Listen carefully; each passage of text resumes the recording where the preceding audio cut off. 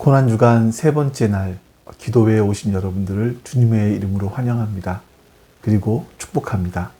오늘도 우리 하나님 앞에서 같이 말씀을 나누고 또 찬양하고 기도하면서 우리 예수님께서 십자가의 길을 걸어가신 그 은혜들을 다시 한번 마음에 새기는 그런 시간들이 되었으면 좋겠습니다. 우리 같이 이 시간 신앙 고백하심으로 예배 시작하겠습니다.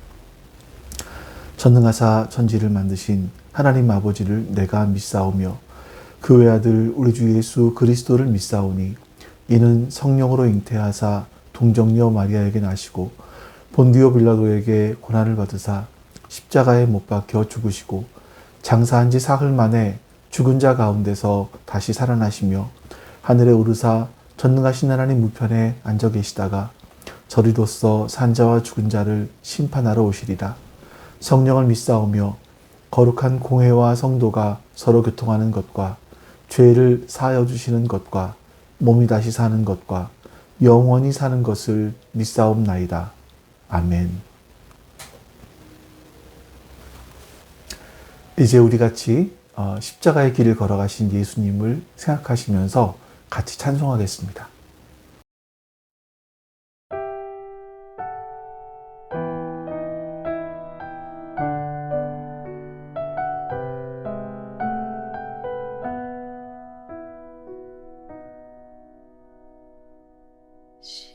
십자가를 등에 지고 병정들에 이끌려 주님 갈보리의 길을 걸을 때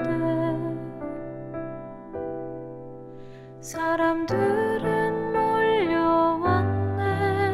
죽음의 길 걷는 그를 보려고.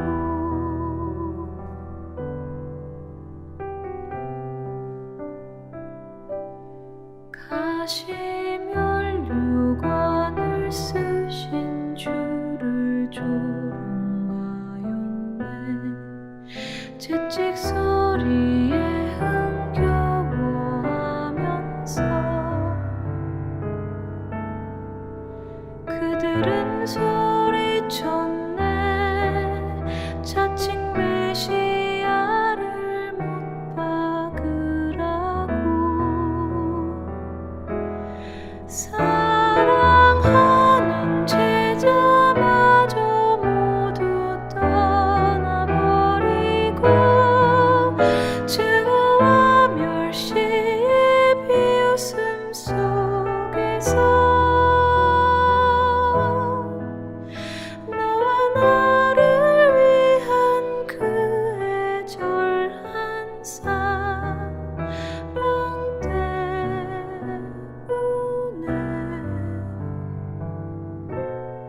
주님은 그 길을 걸어가셨네. 갈보리 길.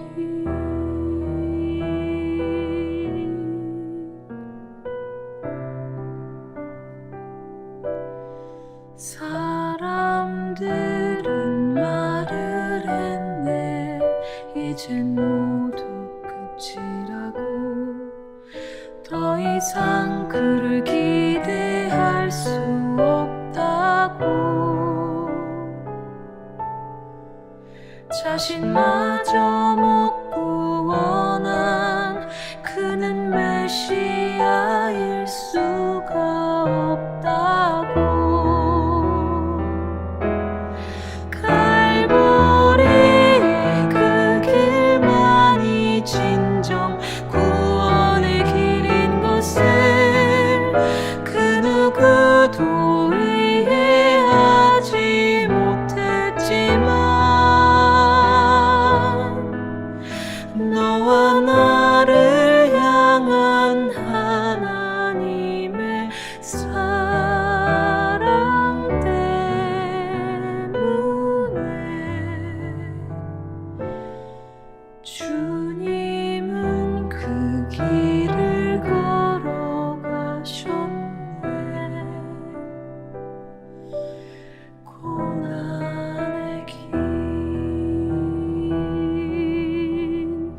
십자가에서 흘리신 보혈은 예루살렘 유다와 땅 끝까지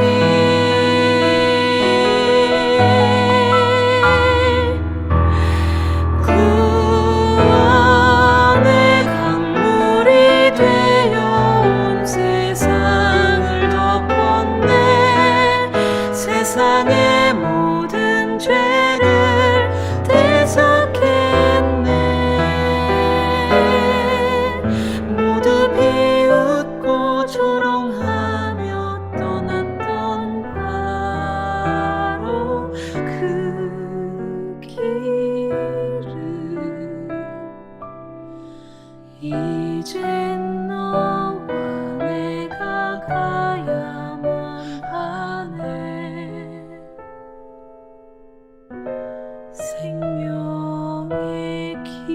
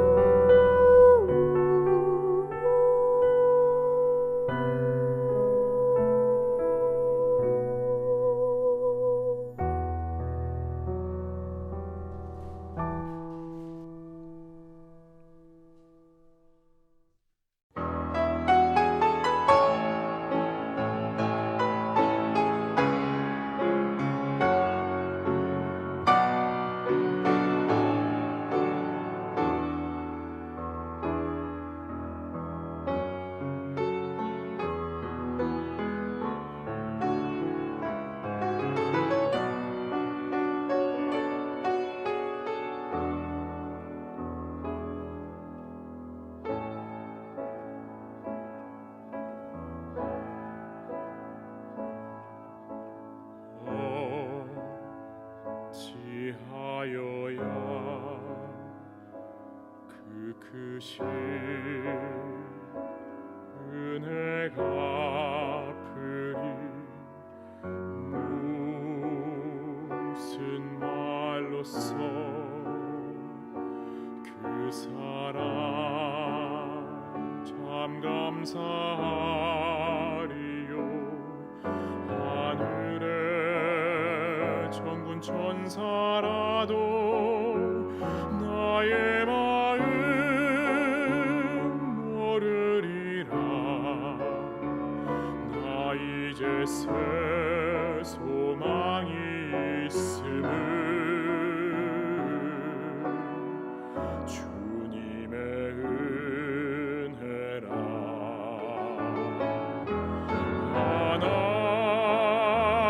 하나님께 영광, 하나님께 영광, 하나님께 영광. 나의 사랑하신 주 그 피로 날 구하사 죄서 건지셨네. 하나님께 영광. 나의 사랑하신 주 바치리라. 모두 나의 일생을 당신께 세상 영광 영예도 갈보리로 돌려보내리.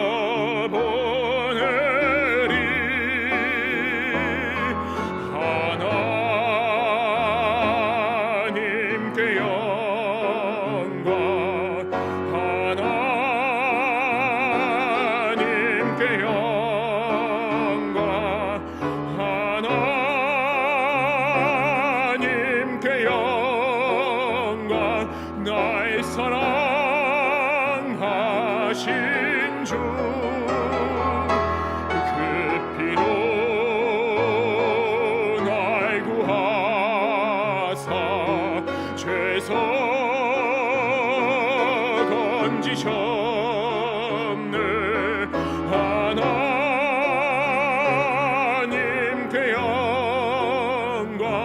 날 사랑하신 주 날 사랑하신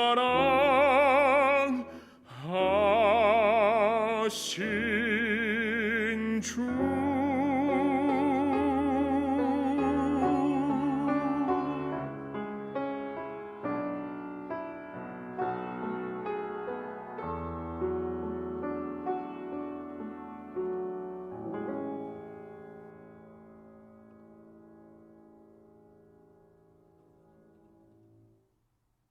이제 우리 주님의 십자가를 기억하시면서 우리 같이 또한 기도하겠습니다. 우리 기도합니다. 아버지 하나님 감사합니다. 하나님의 은혜가 오늘도 우리 가운데 함께 계심에 감사드립니다. 우리가 우리 주의 은혜를 기억할 수 있게 해주시고 주의 선하심과 인자하심을 우리의 마음속에 새길 수 있게 해주시옵소서. 예수님께서 십자가의 길을 걸어가신 그 은혜를 우리 마음에 새기게 해주시옵소서. 그래서 주님과 함께 동행할 수 있게 해주시옵소서. 주님과 함께 할 수 있게 해주시옵소서. 우리에게 그 은혜를 베풀어 주셔서 우리 하나님의 선한 뜻을 알아갈 수 있도록 도와주시고 오늘 예배를 주님 함께 해주셔서 성령 하나님께서 우리 끝이 함께 해주셔서 은혜를 베풀어 주시옵소서. 함께 해주시고 아버지 하나님 감사합니다. 오늘도 우리 하나님 앞에 예배드릴 수 있는 이 복을 주셔서 감사합니다. 오늘도 예수님께서 십자가의 길을 걸어가신 그 길을 같이 따라가며 나도 주님께서 걸어가신 그 길 끝에 있는 그 부활에 이르려고 합니다. 주님, 우리에게 은혜를 베풀어 주시고 우리가 예수님이 걸어가신 그 길을 잘 따라갈 수 있도록 자기 십자가를 지고 따라갈 수 있도록 은혜를 베풀어 주시옵소서. 감사드리며 우리 주 예수 그리스도의 이름으로 기도하옵나이다. 아멘. 여러분 이제 우리 하나님 말씀 봅니다. 하나님 말씀은 우리 마가복음 계속 이어서요. 14장 1절부터 9절까지 말씀입니다. 마가복음 14장 1절부터 9절까지입니다. 유교절과 무교절 이틀 전이었다. 그런데 대제사장들과 율법 학자들은 어떻게 속임수를 써서 예수를 붙잡아 죽일까 하고 궁리하고 있었다. 그런데 그들은 백성이 소동을 일으키면 안 되니 명절에는 하지 말자 하고 말하였다. 예수께서 베다니에서 나병 환자였던 시몬의 집에 머무르실 때에 음식을 잡수시고 계셨는데 한 여자가 매우 값진 순수한 나드 향유 한 옥합을 가지고 와서 그 옥합을 깨뜨리고 향유를 예수의 머리에 부었다. 그런데 몇몇 사람이 화를 내면서 자기들끼리 말하였다. 어찌하여 향유를 이렇게 허비하는가? 이 향유는 300데나리온 이상에 팔아서 그 돈을 가난한 사람들에게 줄 수 있었겠다. 그러고는 그 여자를 나무랐다. 그러나 예수께서 말씀하셨다. 가만두어라. 왜 그를 괴롭히느냐? 그는 내게 아름다운 일을 했다. 가난한 사람들은 늘 너희와 함께 있으니 언제든지 너희가 하려고만 하면 그들을 도울 수 있다. 그러나 나는 언제나 너희와 함께 있는 것이 아니다. 이 여자는 자기가 할 수 있는 일을 하였다. 곧 내 몸에 향유를 부어서 내 장례를 위하여 할 일을 미리 한 셈이다. 내가 진정으로 너희에게 말한다. 온 세상 어디든지 복음이 전파되는 곳마다 이 여자가 한 일도 전해져서 사람들이 이 여자를 기억하게 될 것이다. 아멘. 오늘은 예수님께서 예루살렘에 입성하신 지 사흘째가 되는 날입니다. 예수님을 죽이려는 음모가 본격적으로 막 시작이 되죠. 예수님께서는 우리들을, 인간들을 구원하시기 위해서 십자가를 지려고 하시는데 사람들은 이런 예수님의 마음을 모른 채 예수님을 죽이려고 모의를 합니다. 자, 이런 모습을 보고 예수님이 얼마나 마음이 아프셨을까? 예수님의 심정이 과연 어떠셨을까요? 예수님은 완전한 하나님이셨지만 또한 완전한 인성을 가지셨습니다. 그래서 인간이 느끼는 이런 감정들, 분노의 감정, 허무의 감정, 이런 것 다 예수님은 느끼셨을 거라는 거죠. 그래서 예수님은 오늘 베다니로 가십니다. 여러분, 사람들이요, 힘들고 어려울 때면 가장 먼저 생각나는 사람들이 바로 사랑하는 사람들 아닙니까? 그래서 예수님께서 가장 사랑하시던 사람들, 아마 대표적으로 나사로, 마리아, 마르다, 이런 사람들이었을 것 같아요. 그래서 예수님은 이들이 살고 있는 베다니로 가십니다. 그리고 그곳에서 예수님의 마음을 굉장히 기쁘게 했던 사건이 하나 있었습니다. 한 여인, 즉 마리아가 예수님의 발에 향유를 부어드린 그런 사건이었습니다. 오늘은 이 말씀을 통해서 정말 예수님을 기쁘게 하는 것이 무엇인지, 또 어떻게 해야 기쁘게 할 수 있는 사람이 되는지, 이런 말씀들을 같이 한번 나누어 보려고 합니다. 우리 1절 말씀 같이 한번 다시 읽어보시죠. 유교절과 무교절이 이틀 전이었다. 그런데 대제사장들과 율법학자들은 어떻게 속임수를 써서 예수를 붙잡아 죽일까 하고 궁리하고 있었다. 자, 명절, 유월절과 무교절이 가까이 오고 있었다라고 합니다. 그런데 이스라엘 사람들, 그러니까 유월절이라는 절기는요, 하나님께서 이스라엘 백성들을 이집트에서 어떻게 구원내셨는지, 그 노예 생활에서 어떻게 구원해서 우리를 자유민으로 땅을 소유한 민족으로 만드셨는지, 그리고 전 세계를 구원할 제사장 나라가 되도록 만드셨는지, 이거를 기억하는 날이거든요. 그런데 이런 시기에 그 사회의 가장 대표적인 인물들, 종교인들, 정치 지도자, 이들이 모여서 뭘 하고 있었냐면 어떤 속임수를 써서 저 나사렛 예수를 붙잡아 죽일까? 이런 궁리를 하고 있었다는 겁니다. 하나님에 대한 감사, 우리를 구원하신 은혜에 대한 감사가 아니라 어떻게 하면 우리 마음에 들지 않은 저 예수를 붙잡아 죽일까? 이거를 궁리하고 있었다는 거예요. 다만 6월절이 되면 전국에서 또 그리고 해외에서까지 많은 순례자들이 하나님께 제사를 지내러 6월절 행사를 하기 위해서 오거든요. 그러니까 6월절이 되면 많게는 200만, 300만 명까지 예루살렘 주변에 모여들었다고 합니다. 예수님은 그 당시 서민들에게 인기가 굉장히 많았기 때문에 사람들이 많이 모였을 때 예수님을 붙잡으면, 체포하면 혹시나 밀란이 일어나지 않을까 두려워해서 그들은 그것을 행동으로 옮기지는 못하고 있었던 거죠. 바로 그런 시기에 오늘 본문의 사건들이 일어납니다. 우리 3절 말씀을 보겠습니다. 예수께서 베다니에서 나병 환자였던 시몬의 집에 머무실 때에 음식을 잡수시고 계시는데 한 여자가 매우 값진 순수한 나드 향유 한 옥합을 가지고 와서 그 옥합을 깨뜨리고 향유를 예수의 머리에 부었다. 이 사건이 일어난 집은요, 나병 환자였던 시몬의 집이었다라고 이렇게 말합니다. 그러니까 성경에 나오는 나병이라는 건 이제 우리가 알고 있는 한센병은 아닐 수도 있습니다. 이 당시에 환경이 청결하지 못하잖아요. 이러다 보니까 가장 많았던 병들이 피부병이었다고 합니다. 그 중에 악성 피부병들이 있었겠죠. 아마 이 시몬이라는 사람은 악성 피부병에 걸려서 목숨이 위태로웠던 것 같아요. 근데 예수님을 만나서 치료를 경험한 사람, 회복을 경험한 그런 사람이었던 것 같습니다. 이러니 자기를 죽음으로부터 건져내신 그 예수님의 은혜가 얼마나 감사했겠어요. 이제 이러다 보니까 이런 은혜에 감사해서 지금 시몬이 예수님께 식사를 대접하는, 잔치를 벌이는 그런 장면입니다. 이렇게 잔치가 한창 벌어지고 있는데 갑자기 한 여자가 나타납니다. 그의 손에는 매우 값진 순수한 나드 향유 한 옥합을 가지고 있었고요. 근데 그 여인이 그 옥합을 들고 예수님 앞으로 다가와서는 그 옥합을 깨뜨려서 예수님의 머리에 부었습니다. 같은 이 사건을 기록한 요한복음에서는요, 이 여인이 바로 마리아였다. 이렇게 요한복음 12장에서는 기록하고 있습니다.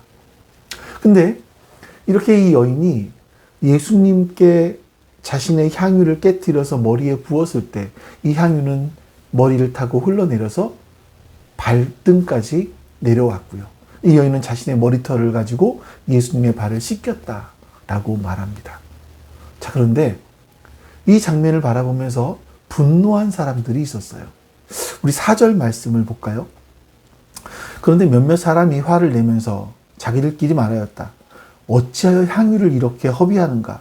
이 향유는 300데나리온 이상에 팔아서 그 돈을 가난한 사람들에게 줄 수 있었겠다. 그리고는 그 여자를 나무랐다. 요한복음에서는요, 그 사람들, 이 마리아를 나무란 사람 중에 한 사람이 바로 가룟 유다였다. 이렇게 이야기하고 있습니다. 근데 여러분 한번 잘 생각해 보실까요? 사실 우리가 이 유다의 말을 놓고 본다면 유다의 말은 굉장히 합리적으로 느껴지기도 합니다. 그 당시 노동자가 받는 하루 품삯이 한 데나리온이에요. 근데 이게 이제 딱 보자마자 유다는 알았죠. 금리에 좀 이 재리에 밝은 사람이라서 이건 300데나리온 정도 하는데 라는 걸 알았습니다. 한 데나리온이 보통 노동자가 하루 일할 품삯이었다면 300데나리온은 한 노동자가 1년 동안 일주일에 6일 일해서 벌 수 있는 그런 돈이죠. 엄청난 돈입니다. 근데 이런 돈을 가난한 사람들에게 나눠줘 봐라. 얼마나 많은 사람들이 배고픔에서 벗어날 수 있겠느냐? 이렇게 말하는 거잖아요. 아주 합리적이고 설득력 있는 말이 아니겠습니까? 이런 사람들 가질 수 있는 그런 말이겠죠. 자, 그런데 예수님은 이 합리적이고 설득력 있는 유다의 말에 대응해 주지 않으세요. 그 6절에 이렇게 말씀하십니다. 그러나 예수께서 말씀하셨다. 가만두어라. 왜 그를 괴롭히느냐? 그는 내게 아름다운 일을 했다. 예수님은요, 이 사건을 가리켜서 이 마리아는 나에게 아름다운 일을 했다라고 말씀하고 있어요. 자, 그럼 여러분, 이 마리아가 한 이 낭비, 어떤 사람들이 볼 때는 낭비로 여겨지는 이 행동을 왜 예수님은 아름다운 일이었다라고 칭찬을 하셨을까요? 이제 먼저 우리가 이스라엘에서 사람들의 몸에 향유를 붓는 관습이 있습니다. 네, 보통 첫 번째는요, 왕을 세울 때 선지자가 하나님으로부터 말씀을 듣고 그 말씀을 따라서 왕이 될 사람에게 사람의 머리에 향유를 부어요. 또 하나는 죽은 사람에게 살아있는 사람이 할 수 있는 마지막 존경의 모습, 또 추모에 대한 표현으로 죽은 시신의 향유를 발랐다고 합니다. 근데 물론 이게 이제 그 중동이라는 지역이 워낙 건조하다 보니까 시신이 잘 부패하지를 않아요. 그래서 부패하게 하기 위해서 향유를 바르긴 했지만 그들의 마음속에는 죽은 사람을 향한 최고의 존경, 그리고 추모의 표현으로 그런 일을 했다라는 거죠. 자, 근데 여러분, 마리아는요, 지금 살아계신 예수님 앞에 무릎을 꿇고 예수님의 머리에 향유를 부어드리고 그리고 자신의 머리카락으로 그 주님의 발을 씻겨드립니다. 예수님은요, 그 행동을 이렇게 해석을 하세요. 우리 한번 14장 8절 말씀을 볼까요? 이 여자는 자기가 할 수 있는 일을 하였다. 곧 내 몸에 향유를 부어서 내 장례를 위하여 할 일을 미리 한 셈이다. 자, 여러분, 오늘 말씀은요, 예수님께서 돌아가시기 전 마지막 한 주간 동안에 일어난 일입니다. 예수님은요, 당신이 지고 가야 될 십자가의 길을 걸어가고 계신 거죠. 하지만 예수님도 사람의 몸을 입으셨거든요. 그 인간의 성정을 그대로 갖고 계신 분이십니다. 죽음을 앞두고 왜 불안하지 않으셨겠어요? 예수님도 그 마음속에 불안, 공포 이런 것들을 겪고 계시다는 거예요. 이게 하나님이 그러실 수 있나? 아니요. 우리 요한복음 12장 볼까요? 지금 내 마음이 괴로우니 무슨 말을 하여야 할까? 아버지, 이 시간을 벗어나게 하여 주십시오 하고 말할까? 아니다. 나는 바로 이 일 때문에 이때에 왔다. 예수님은요, 이 기도 속에서 이 고민과 갈등, 이걸 하고 있었다라는 것이 그대로 드러나고 있습니다. 근데 마리아가 바로 이 예수님의 심정을 알게 된 거죠. 공감했던 겁니다. 몸은 잔치자리에 나와 계시지만 사실은 죽음을 앞에 두고 고통스러워하는 예수님의 그 마음을 마리아는 알고 있었다는 거예요. 마리아가 주님께서 십자가를 지러 가시는 것을 안타까워했고 또 그 죽음의 길을 걸어가시는 예수님께 최상의 존경을 표현한 겁니다. 또 한 가지 볼까요? 중동의 여인들은요, 머리카락을 굉장히 소중하게 생각을 하지 않습니까? 그래서 지금도 100%는 아니겠지만 지금도 중동의 여인들은 머리카락을 가리기 위해서 검은 천으로 만든 히잡을 쓰고 다니기도 합니다. 한 여인의 머리카락을 볼 수 있는 것은 딱 두 남자밖에 없었다고 해요. 하나는 아버지, 그리고 하나는 남편이었다고도 합니다. 한 여인이 결혼을 해서 남편에게 자신의 머리카락을 보여주는 것은 그 남편을 향한 충성, 이 사람에게 모든 걸 다 바치겠습니다라는 충성의 표시였다고 합니다. 마리아가 자신의 머리카락으로 예수님의 발을 닦은 것은요, 자신은 예수님의 종이고 예수님만을 주인으로 섬기겠다라고 하는 충성을 다짐하는 그런 결단의 표시였던 거죠. 그럼 여러분, 여기서 두 부류가 나눠져요. 마리아는 이 예수님의 마음을 알았거든요. 근데 다른 한 부류는 예수님의 이 마음을 알지 못하고 있었습니다. 자, 우리 조금 더 살펴볼게요. 마리아는 어떻게 이 예수님의 마음을 알 수 있었을까? 공감 능력이 뛰어나기 때문일까? 우리는 성경에서 한 가지 힌트를 볼 수 있습니다. 마리아의 언니는 마르다 아닙니까? 마르다는요, 예수님이 오실 때마다 부엌에 있었습니다. 예수님께 어떤 맛있는 음식을 준비할까, 이걸 준비하고 있었죠. 하지만 마리아는요, 항상 예수님 발 앞에 앉아 있었다라고 말씀해요. 이스라엘 사람들에게 있어서 누군가의 발 앞에 앉는다라는 것은 어떤 배우겠다라는 자세를 뜻한다고 해요. 그 발 앞에서 마리아는요, 예수님께서 하시는 말씀을 듣고 싶었던 겁니다. 마리아는 예수님께서 하고 계시는 말씀들을 경청했고요. 그 속에서 예수님께서 십자가에 달려 돌아가실 것이라는 말씀도 들었겠죠. 마리아는 주님의 말씀을 많이 들었고요. 그 말씀을 그대로 믿었기 때문에 지금 예수님께서 예루살렘에 입성하신 그것이 바로 십자가에서 죽으시기 위한 것이다 라는 것을 알고 있었던 겁니다. 그래서 그 예수님께서 십자가에 죽으신다는 것을 슬퍼했던 거죠. 그럼 여러분, 마리아만 말씀을 들었던 건 아니잖아요. 그 말씀을 들었던 사람 중에서 유다도 있지 않았겠습니까? 그러면 왜 이들은 마리아의 행동을 못마땅하게 생각했을까 하는 거죠. 성경을 봐도 예수님께서 몇 번이나 십자가에 죽으실 것이다라는 것을 말씀하세요. 그러면서 예루살렘까지 오셨습니다. 하지만 그들은요, 지금 예수님의 말씀에 전혀 귀를 기울이고 있지 않은 겁니다. 오히려 그들은 예수님께서 왕이 되시면 누가 제일 높은 자리에 오르게 될까? 여기에만 관심이 있었어요. 그들은 예수님의 말씀에 관심이 있는 것이 아니라 나에게 관심이 있었던 겁니다. 그래서 마리아가 한 행동이 무엇인지 의미를 몰랐던 겁니다. 굉장히 유명한 신학자가 있습니다. 폴 틸리라는 사람이 있어요.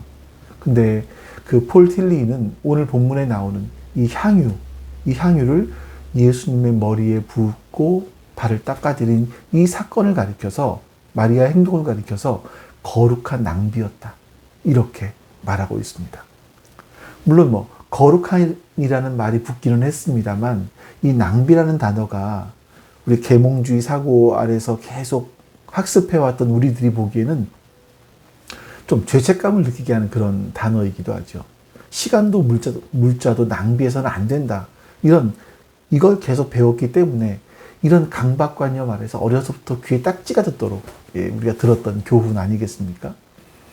이런 가르침을 받고 살아왔다 보니까 시간이나 자원 이걸 낭비하게 되면 뭔가 잘못하고 있다는 생각이 들 때가 많아요. 그래서 요즘은 정말 빡빡하게 사는 걸 자랑하기도 하지 않나요? 그런데 이런 계몽주의 사고 아래서 살았던 사람들도요, 낭비할 때가 있습니다. 낭비하면서 굉장히 기뻐할 때가 있어요. 그건 바로 사랑할 때입니다. 여러분도 사랑해 보지 않으셨습니까? 사랑하게 되면 아까운 게 별로 없습니다. 아마 지금부터 한 4년 전쯤이 아닐까 싶은데요. 저희가 이제 추석을 준비하면 가족들이 모이잖아요. 근데 제가 전을 준비했습니다. 그 전 중에서 산적이 있었고요. 근데 산적에는 뭐 소세지도 햄도 있고 또 뭐 맛살도 있고 하다 보니까 아마 이걸로 산적을 만들고 남은 재료를 가지고 김밥을 싸기로 했던 것 같아요. 근데 그때 예준이가 막내가 왔다 갔다 하면서 소세지를 그 햄을 하나씩 먹는 겁니다. 장난을 쳐보려고 아들 아빠도 한 입만 줄래? 이랬어요. 그랬더니 손에 들고 있다가 자기 입으로 쏙 넣어버렸습니다. 좀 있다가 또 소세지를 갖다 먹는 거예요. 저도 역시 이번에도 예준아 아빠도 한 입만 줘 이랬더니 이번에는 그래 아빠 자 하더니 소세지를 입에 물어요. 저희 먹으라고 합니다. 오케이 이번에 한 입 먹고 뽀뽀도 해야지 라고 생각하면서 다가갔더니 웬걸요? 가까이 가니까 하면서 자기 입으로 소세지를 쏙 빨아들이는 겁니다. 그러면서 메롱 이렇게 하는 거예요. 여러분 제가 그 마음을 보면 그 모습을 볼 때 제 마음이 어땠을 것 같으세요? 뭐 저도 초딩 입맛이라 소세지를 무척 좋아하기는 합니다만 막내가 소세지를 혼자 먹었기 때문에 너무 얄미워서 너무 미워서 나도 혼자 소세지 사 먹어야지 이럴까요? 그게 아니라 그때 제 마음속에는요 소세지를 못 먹은 게 분한 게 아니라 이 아빠한테 메롱한 게 너무 이쁜 거예요. 너무 사랑스러운 거죠. 저는 소세지 없는 김밥을 맛있게 그날 먹었었습니다. 근데 만약에 바꿔서 옆집 애가 우리 집에 놀러를 와서 김밥을 쌀 소세지를 계속 갖다 먹었다고 생각해 보세요. 그러면 안 돼 했더니 메롱 하고서는 계속 먹었다고 생각해 보세요. 아니 이것보다 얄미운 녀석이 어디 있겠습니까? 이 둘의 차이가 뭘까요? 사랑입니다. 사랑은 다 주어도 아깝지가 않은 거죠. 오히려 사랑은요, 김밥에 들어갈 소세지를 낭비하는 겁니다. 성경을 보면 가장 낭비를 많이 한 분이 한 분 소개되어 나옵니다. 그분은 자신의 우리의 양이 100마리가 있었는데 그 중에 양 한 마리를 잃어버렸어요. 그러면 그 99마리 우리에 있는 양은 놔두고 그 양 한 마리를 찾을 때까지 다닌다라고 말하죠.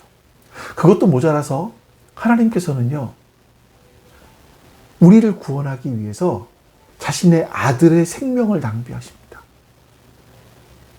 다른 사람을 위해서 자신의 생명을, 그 어마어마한 생명을 주는 어마어마한 낭비를 하신 분이 하나님이신 거예요. 그러나 그 낭비로 인해서 모든 사람들이 영원한 생명을 얻을 수 있는 길을 얻게 된 거죠. 우리 마가복음 14장 7, 8절 말씀을 한번 같이 읽어볼까요? 가난한 사람들은 늘 너희와 함께 있으니 언제든지 너희가 하려고만 하면 그들을 도울 수 있다. 그러나 나는 언제나 너희와 함께 있는 것이 아니다. 이 여자는 자기가 할 수 있는 일을 하였다. 곧 내 몸에 향유를 부어서 내 장례를 위하여 할 일을 미리 한 셈이다. 여러분, 사랑은요, 낭비하는 걸 통해서 이루어집니다. 그러나 낭비로 이루어지는 사랑은요, 언제나 인간의 계산과 예상을 초월하는 그런 결과를 가져다 줍니다.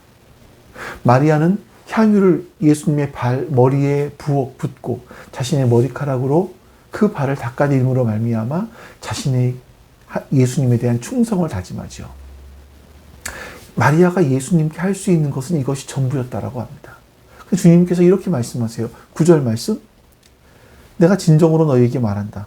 온 세상 어디든지 복음이 전파되는 곳마다 이 여자가 한 일도 전해져서 사람들이 이 여자를 기억하게 될 것이다. 여러분, 사랑은요, 낭비로 시작되지만 그러나 결코 낭비로 끝나지만은 않습니다. 낭비로 시작된 사랑은요, 주님께서 상상할 수 없는 결과로 바꾸어 주신다는 겁니다. 여러분은 지금 여러분의 시간을 낭비하고 계십니다. 직장 생활을 하면서 너무나 피곤했던 그런 몸이고 또 나를 위해 쓸 수 있는 그런 시간이지만 이 시간을 낭비해서 지금 하나님께 예배 드리고 있는 거 아닙니까? 기도하는 거 아닙니까? 또 그 기도하는 가운데 주기도문으로 기도할 때 보면 나를 위해서 기도하는 내용들은 거의 없어요. 지금 내가 필요한 것을 구하는 것도 거의 없어요. 왜 우리가 이렇게 시간을 낭비합니까? 이것이 바로 주님을 사랑하기 때문인 겁니다.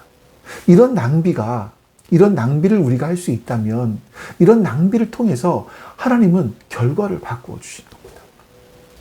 우리를 살려주시기 위해서 예수님께서는요, 자신의 생명을 송두리째 낭비하셨습니다. 그 사랑을 받은 사람들이죠. 이제 우리도 사랑해야 됩니다. 우리 예수님을 사랑하기 위해서 우리의 시간을 낭비하고 우리의 물질도 낭비해야 되겠죠. 그러나 그것만이 아니라 우리가 사랑하는 사람을 위해서 우리는 또한 낭비할 수 있어야 됩니다.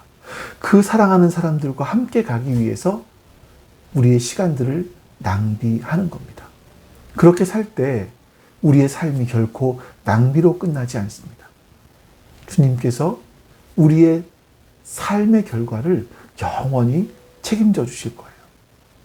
예수님을 사랑했기 때문에 마리아는 자신이 드릴 수 있는 최고의 헌신, 최고의 사랑을 드렸습니다. 오늘 바로 예수님께서는 이 사랑과 헌신에 대한 것들을 우리가 배우라고 말씀하고 있습니다. 여러분, 오늘도 예수님께서 우리에게 가르쳐 주신 이 기도를 가지고 우리 같이 한번 기도해 보는 시간을 가질 거예요. 우리도 이렇게 기도하면서 거룩한 낭비를 주님께 드렸으면 좋겠습니다. 우리 같이 기도합니다.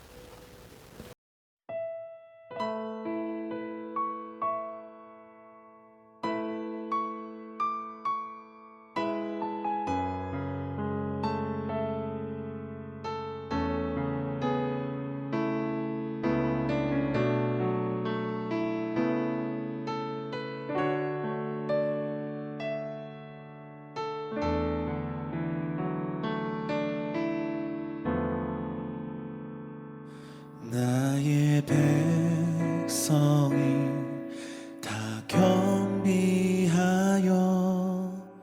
내게 기도하며 나의 얼굴을 구하여서 그 악한 길 떠나며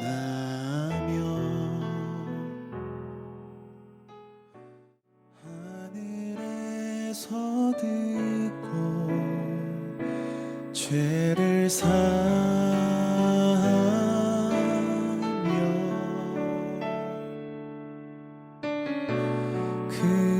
그들의 땅을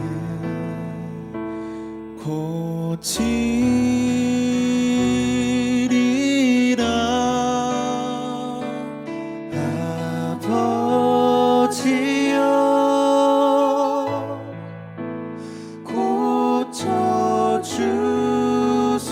고쳐주소서. 이 나라 주의 것 되게 하소서.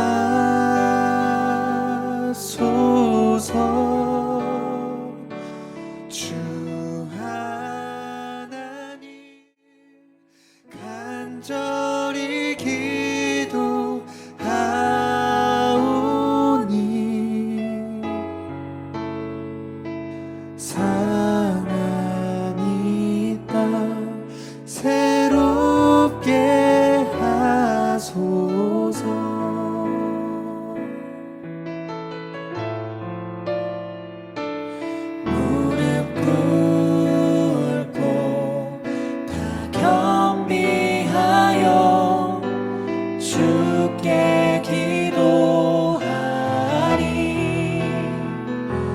주의 얼굴을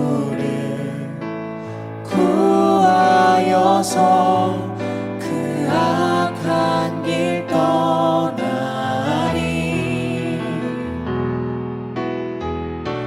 주님의 자비로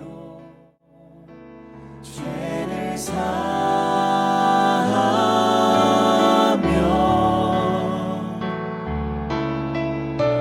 주님의 자비로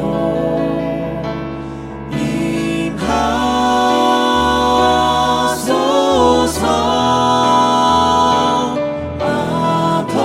아버지여 고쳐주소서.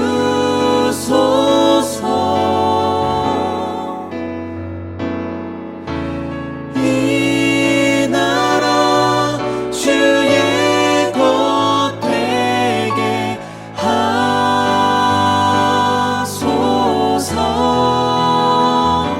주 하나님 간절히 기도하오니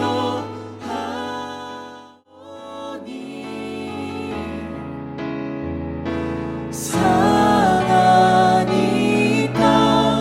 새롭게 하소서.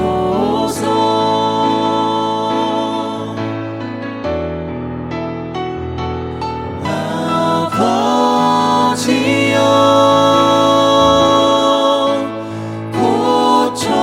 고쳐주소서.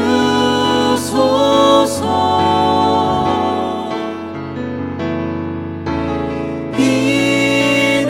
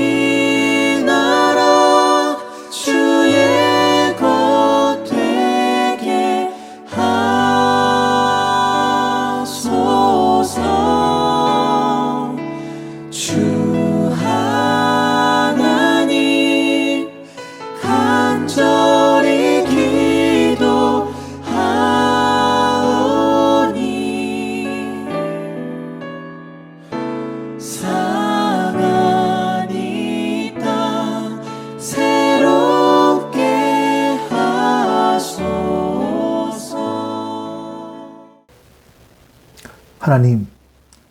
하나님께서 우리를 사랑하셨기 때문에 하신 그 거룩한 낭비를 우리도 보았습니다. 그리고 우리도 그렇게 거룩한 낭비를 하고 싶습니다. 주님을 향해서, 또 우리의 이웃들을 향해서, 가족을 향해서 그런 거룩한 낭비를 할 수 있는 그런 우리가 되게 인도해 주시옵소서. 그런 힘을 우리에게 허락해 주시옵소서. 주님께서 오늘도 우리와 함께 하실 줄 믿사오며 감사드리며 예수 그리스도의 이름으로 기도하옵나이다. 아멘. 하늘에 계신 우리 아버지여, 이름이 거룩히 여김을 받으시오며 나라가 임하시오며 뜻이 하늘에서 이루어진 것 같이 땅에서도 이루어지이다. 오늘날 우리에게 일용할 양식을 주시옵고 우리가 우리에게 죄진 자를 사하여 준 것 같이 우리 죄를 사하여 주시옵고 우리를 시험에 들게 하지 마시옵고 다만 악에서 구하시옵소서. 나라와 권세와 영광이 아버지께 영원히 있사옵나이다. 아멘.